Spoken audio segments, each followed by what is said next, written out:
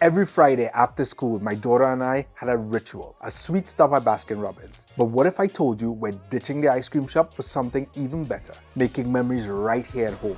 Enter the Ninja CREAMi. But will it live up to our weekly tradition, or will I be crawling back to the ice cream shop? Stick around and let's find out.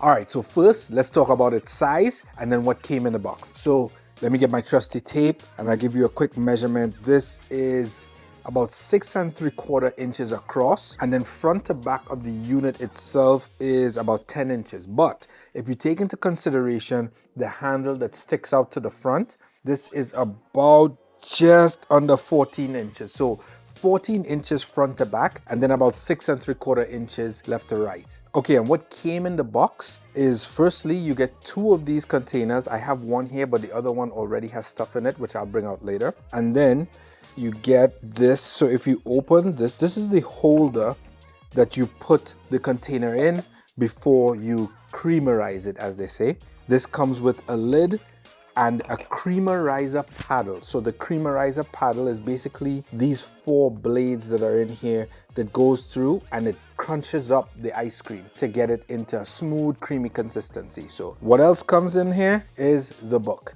Again, super useful. I've been using this for a bunch of the different recipes that we had, but for the most part, the base for this is going to be consistent throughout. You can tweak and change up your recipes for ice cream as much as you want, but the base ice cream mixture is going to be pretty much the same. So once you learn the base, you can then go crazy and do whatever else you want, but it really isn't difficult, and I'll show you how. So first, I'm going to make vanilla ice cream, just plain vanilla, chocolate chip ice cream, and then a fruit sorbet. So you're going to get 3 flavors of this machine. Now note, this machine has 11 settings. There's 10 actual settings for different items on the front, and then also there is a respin setting which makes up the 11th one. So really 10 different settings and a respin. So there's a bunch of stuff that you can do with this. I'm going to give you 3 flavors right now.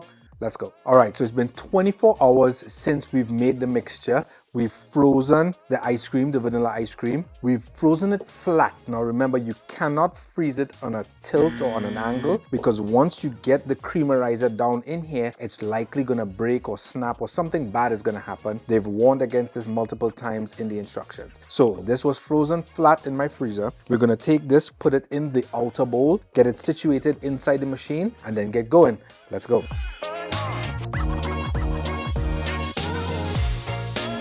Turn it all the way to the right till it locks, and then you see all the different settings come up. So up here there's 3 settings that you see blinking. If you want to mix the top of the container, if you want to do the full container, meaning the creamerizer will go from the top all the way down, or if you just want to mix the bottom of the container, likely for if you have just like a half container of ice cream that you want to creamerize, you'll use the bottom side. So right now we're going to do full. You see a 2 comes on there. We're going to turn this to ice cream. It was already there, but you can see if we turn it to different settings, the time changes a little bit. So we're going to go to ice cream here, and then all you have to do is press this button to get it going. Let's go. What's up? All right, now that it's done, we're just gonna take it out and you'll see how it looks at the first pass. So you also saw me using the decibel meter, and you can see this thing is actually louder than I thought it would be, but I mean, it's really crushing totally frozen ice cream. So at 90 decibels, it seems about right, but I wasn't ready for that, when we tested it the first time. So anyway, let's take this out. I'm gonna press the button on the side, and then you pull toward you to take it out. Let's take off the lid of the outer bowl, and then you can see what it looks like here. That's the creamerizer, has some ice cream in there, and then now we got vanilla ice cream. I got my trusty spoon here, and you can see this is already soft and smooth ice cream. Really soft, really nice, really yummy. It tastes great. And now for the ultimate taste tester. You ready for this, Ari? Yes. All right, let me put some ice cream in the cup. Now you taste it and tell me if you like it. It's good? All right, give me a pound. All right. Okay, on to the chocolate chip ice cream. All right, so same process with the chocolate ice cream, except there's one twist at the end that I'll show you how we incorporate the chocolate chips. Let's go. Take out the ice cream. See, this is rock solid and frozen. Put it in the outer container.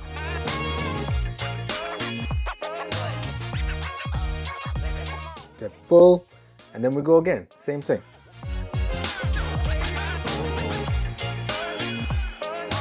All right, so now this is done. Let's take it out. As we open the outer shell, you can see this has actually been powderized, so a little less creamy. This was really cold, and now it's powdered down a little bit. So this has happened to me before when it's really cold. So what I am going to do is, and this is a good example of what happens here, I'm going to put a little bit of milk in here, and then I'm going to use the respin button. The respin button remixes it, but not at the same intensity of the original spin. So let me get some milk and I'll be right back. All right, so here we are back with the milk. I'm just gonna put in a little bit, I don't know how much, maybe a half cup or so. Not even that much, maybe quarter cup. Just to give it a little bit of just liquid to smooth out some of these ice crystals in here. Put a little bit more. All right, so what I'm gonna do now, let's taste this.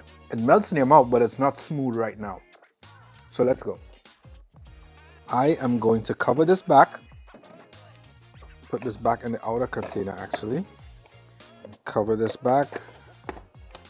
All right, and then set it up again. Spin all the way till you hit a click. And then you hit full, and then you hit respin.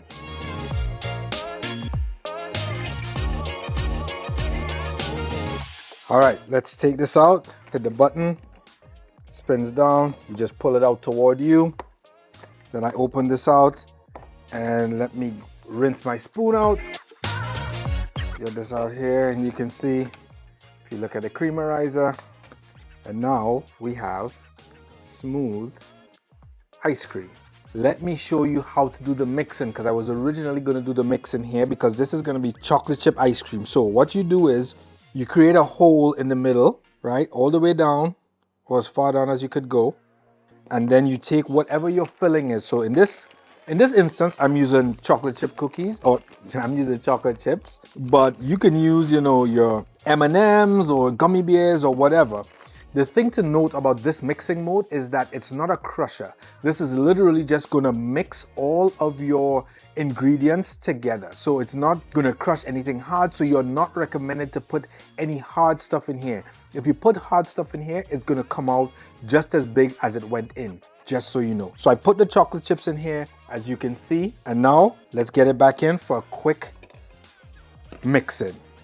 So I put it back in, locked it in, and then I hit full, and then there's the mixin button. I hit mixin, and there we go. I don't know if you can hear this, but it's actually way slower. The speed is all the way down, and it's really just mixing the stuff in so you get it equally distributed across the entire container of ice cream. All right, so there you have it. Let me open it up. Take this out. Again, there's actually a button on the lid here. All you do is you push that button and it opens it. All right, and there you go. Chocolate ice cream with chocolate chips mixed in. Fantastic. Now let's get the judge back here. All right, now we get the judge back here. All right, let's go. Give me a cup. Now this is chocolate ice cream with chocolate chips in it. All right, taste it. And it's not rocky road, guys. It's not rocky road. Taste it. How does it taste? Good? All right. On to number 3, the fruit sorbet. All right, so now and last but not least, we're gonna do a fruit sorbet. Who doesn't love a good fruit sorbet? Here I have already frozen strawberries, bananas, a little more strawberries, and oranges. Now I have some maple syrup here, organic maple syrup, and a half of a lime that I'm gonna put a little bit of in here. It tastes really great once you get that tangy lime flavor in there as well. And then also the maple syrup does really well with it. What I also have here is a pack of juice, because the same thing that happened with the chocolate ice cream usually happens even more so with this one. And that's a bit of a con that I'll get into later, is that it powders the mix as opposed to smoothens it out, and that's why I have to add a little bit more liquid to it. At least I don't know if I'm mixing it incorrectly, but that's what I've done.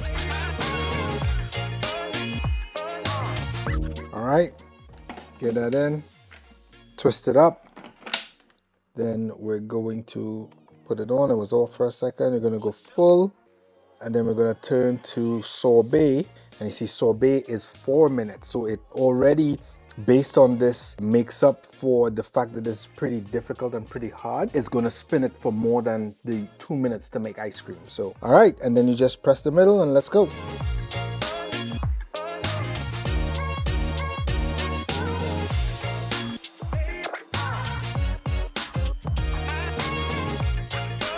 All right, so that was that, and you could tell by basically what I just measured, it spins up even faster for this because it's expecting a harder substance to be, you know, putting the creamerizer through. So you can see that was at 90, I think like 93 or 94 decibels. So let me take this out and let's see how this looks. Oh, it made me a liar. So this is the sorbet, and it's actually, without having to put more liquid in it, it's really smooth. Still a little powdery, but it's actually pretty nice. It's soft and smooth. Look at that. So, but I am going to put a little bit of the maple syrup in here and a little bit of the apple and eve. This is my daughter's juice, the apple and eve. I'm gonna put some maple syrup and apple and eve back in here and hit it with a respin really quickly to get it to the exact consistency that I want. So maple syrup, I'm just gonna put, oh, and don't forget the lime. I'm just gonna put about 2 or 3 teaspoons. So 1, 2, 3, maybe 4. Right? Then I'm gonna squeeze a little bit of this lime on here. This is probably about a teaspoon's worth. And then I'm just going to use the straw for this. We're going to squeeze a little bit of the juice in here. All right. So it's not a lot. It's probably about 2 teaspoons of juice as well. So I am just going to put this back and respin really quickly. In this case, I actually didn't have to, but I want to get the maple syrup in there and the lime. So in full, then sorbet, and then respin.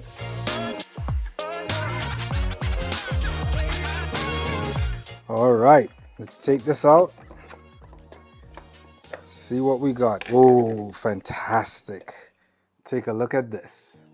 Take a look at that. It's really beautiful. And then if I get a spoon, see, look how easy that comes out. It's fantastic. And I can assure you, it tastes great as well. Nice. So good. Cold, brave freeze. But the great thing about this as well is because the blade is so thin, it actually surprises you as you go down, because I've done this before. What happens is you're gonna eat the orange off the top unless you actually take a spoon and mix the entire thing. As you go down, you get hit with the different flavors. So you get the orange on top, then I hit the banana and the strawberry as you go down. So it's fantastic. It really works well. So yeah, that's it. This is really great. It took me here maybe just a couple of minutes. I mean, I'm shooting this, so it took a little bit longer, but it really takes just as long as it says on the actual machine. So 2 minutes to mix and then 4 minutes for the sorbet. So in total, it would have taken me about 10 minutes to do all 3 of these. So I think it's worth the effort, and to know exactly what's in the foods that you're eating I think this is great. So now let's talk a little bit about the pros and cons of using this Ninja CREAMi. All right, so we got the judge back in here eating his sorbet. How's your sorbet, Ari? Good. Okay, great. Let's talk about the pros and cons of this unit. So let's talk about the pros first. The pros of this are, for me, the ingredients. You are in control of the ingredients you put in this, and you can put as simple or as complex ingredients as you want, but you know what you're eating, and you don't have to worry about those frozen desserts that they have labeled as ice cream in the supermarkets, right? So you're in control of that. Two is that it works pretty quickly. Now, there's another point to this, but once you have it already frozen, it works pretty quickly. As you see, it's 2 minutes to get from frozen to ice cream, or 4 minutes in this instance to get from frozen to sorbet. So that was it. And three,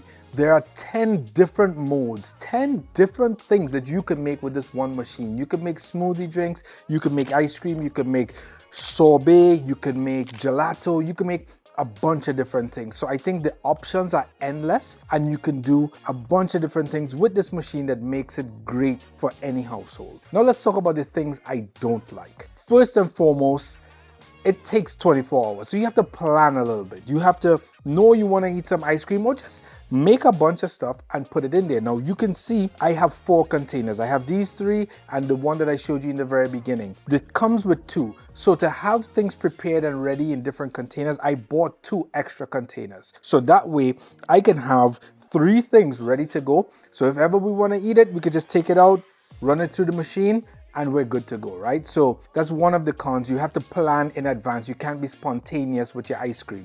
So that's a con. And 2, it's a little bit louder than expected. Basically, it went up to 94 decibels or so on the sorbet mode, which, like I told you, it's going through more liquid, so it's frozen a bit harder, so it speeds up and you can hear it in the motor. But for the most part, you know, you're only getting that for about 4 minutes. And, you know, lastly, it's not a real big con. It's just trial and error. There's a little bit of trial and error that you have to go through when you're doing this to get your recipes right. And like me, what I found immediately is that sometimes you need to add a little bit of liquid once it's done and respin it to get it to exactly the consistency that you want. But, you know, that's not a big deal. So yeah, I think for me, the verdict on this is definitely a go. There's so many options, so many things you can do. Apart from having to plan for a little bit, I think this would be worth buying. And don't forget, before I go, I have a giveaway running right now for a Samsung Galaxy S24 Ultra. If you want to enter to win, this is drawing at the end of this month, March. I'll put a link here or a link down in the description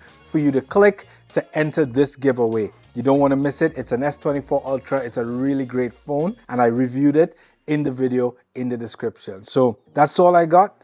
Thanks for watching. Don't forget to Subscribe. don't forget to subscribe and like this video. Thanks everyone. I'll see you on the next one.